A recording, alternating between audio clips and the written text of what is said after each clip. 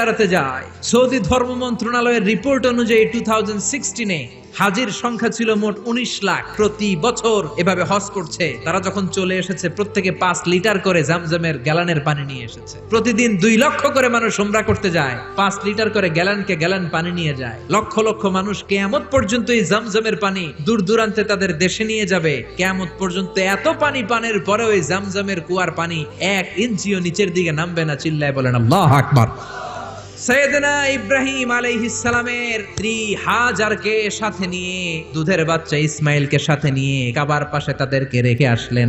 সাথে শুধু 1 মশক পানি, বুখারীর বর্ণনা। 2 দিন পরে পানিও শেষ। দুধের বাচ্চা ইসমাইল কাঁদে, খাওয়ার জন্য পানি নাই। হাজেরার বুকের মধ্যেও দুধ নাই। দুধ না থাকলে বাচ্চা ইসমাইল খাবে কি?